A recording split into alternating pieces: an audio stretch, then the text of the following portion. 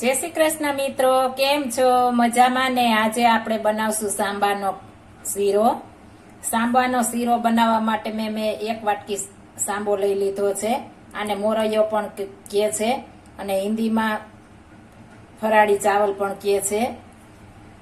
અડધી વાટકી મેં ખાંડ લીધી છે, કાજુ બદામ લીધા છે, ઘી લીધું છે. સાંબો મેં પલાળી લીધો હતો, અડધી કલાક પહેલા પલાળી લીધો હતો. અડધી કલાક જેટલો પલાળશું એટલે આપણો શીરો એકદમ મસ્ત થશે. મેં પલાળી રાખ્યો છે, 30 મિનિટ માટે પલાળવા દેશો તો મસ્ત થશે. આપણે આ શીરો નવરાત્રીમાં ખાઈ શકીએ છીએ, કોઈ પણ વ્રતમાં ખાઈ શકીએ છીએ. આ નવરાત્રી હોવાથી મેં આ શીરો બનાવ્યો છે સાંબાનો. હવે ચાલો આપણે શીરો બનાવીએ. આપણે એક પેન ગરમ મૂકી દીધી છે, તેમાં આપણે ઘી નાખીશું.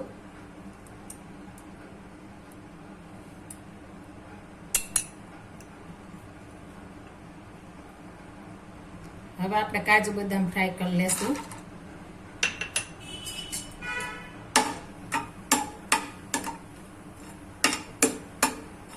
આછો કલર થાય એટલા કરવાના, બહુ વધારે આપણે બ્રાઉન કલર નથી થવા દેવાનો.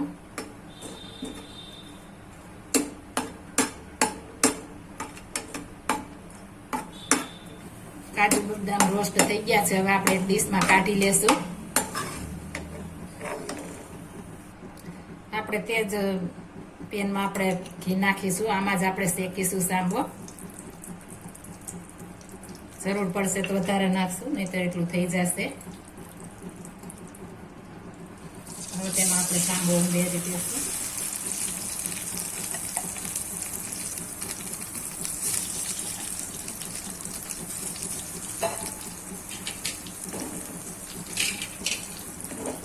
આપણે હલાવતા રહેવું જોશે, નહીતર નીચે બેસી જાય છે. ફૂલ ગેસ નથી રાખવાનો, ધીમો ગેસ રાખવાનો છે, એટલે મસ્ત શેકાશે આપણે સાંબો.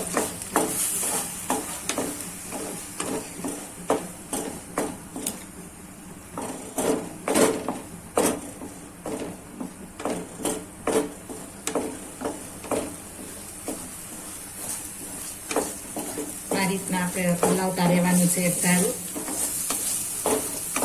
આ સાંબાનો શીરો કોઈ પણ વ્રતમાં ખાવાની મજા આવે છે. આપણે ભેળું ખાવું હોય તો આ રીતના આપણે બનાવી શકીએ છીએ. જો તમે અડધી કલાક પલાળી દેશો તો એકદમ મસ્ત શીરો બનશે અને ફટાફટ બની જશે. આપણે ધીમો ગેસ રાખવાનો છે, નહીંતર નીચે ચીપકી જાય છે.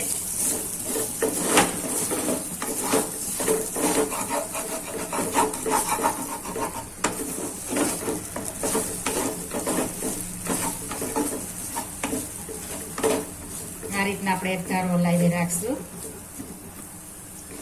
આછો ગોલ્ડન જેવો કલર થવા માંડ્યો છે. આપણે એમાં ગરમ પાણી નાખવાનું છે. 1 વાટકી મેં આંબો લીધો તો 3 વાટકી ગરમ પાણી કરી લીધું છે. આપણે જોશે તેમ નાખશું.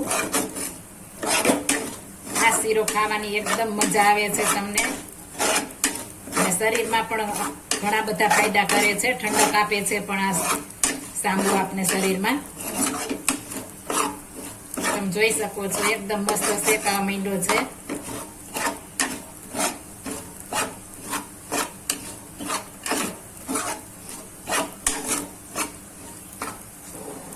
આ સાંબો અલગ અલગ આવે છે. આપણે ચોખાની જેમ કેટલું પાણી ઉપજો કરે એની ઉપર આધાર છે, એની ઉપર ડિપેન્ડ રાખે છે કે કેટલું પાણી જોશે. એટલે આપણે થોડું વધારે પાણી ગરમ કરી લેવાનું છે. સાંબા ઉપર આપણે આધાર છે, કેવો સાંબો છે એ પ્રમાણે. આપણે ચોખામાં પણ કેવી રીતના હોય કે ચોખામાં અલગ અલગ હોય છે, કોઈમાં જાજુ પાણી જોઈએ છે, કોઈમાં થોડું જોઈએ છે. એ રીતના આમાં સાંબામાં પણ આ રીતના જ છે. એટલે આપણે થોડું વધારે પાણી ગરમ કરીને રાખવાનું છે, એટલે મસ્ત આપણો થશે. જરૂર પડે એમ આપણે નાખતા જઈશું. આપણે હવે શેકાઈ ગયું છે, તેમાં આપણે હવે પાણી ઉમેરીશું. આપણે થોડું થોડું પાણી ઉમેરતા જઈશું, લાવતા જઈશું. વધારે આપણે નાખવાનું, એટલે આપણે જો જરૂર પડે તો વધારે નાખવાનું છે. આ રીતના આપણે હલાવતા જઈશું, નાખતા જઈશું. મસ્ત બની જશે આપણી શીરો. હવે આપણે તેમાં ખાંડ ઉમેરી દેશું. કાજુ બદામ આપણે રોસ્ટ કર્યા છે તે પણ ઉમેરી દેશું.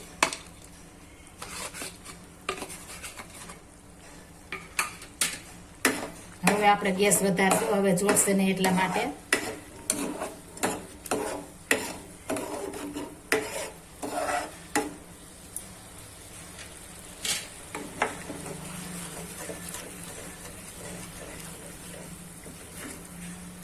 આપણે ભાતની જેમ આને હાથમાં લઈને તપાસ કરી જોશું, આપણે દબાવી જોશું.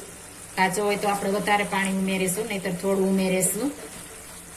તમે ચાવીને મોઢામાં પણ ટેસ્ટ કરી શકો છો જરૂર છે કે નહીં. હજી આપણે થોડું પાણીની જરૂર પડશે, થોડું પાણી ઉમેરી.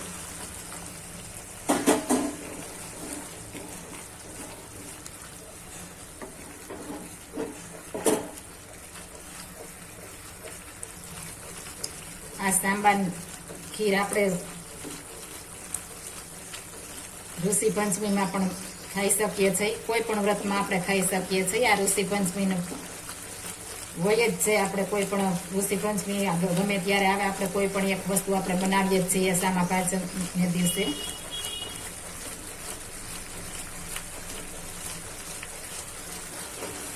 આપણે ઘીની જરૂર નહીં પડે આમાં. આપણે વધારે છે, તમે જોઈ શકો છો ઉપર છૂટું પડી ગયું છે, એટલે આપણે ઉપરથી નહીં ઉમેરવું પડે.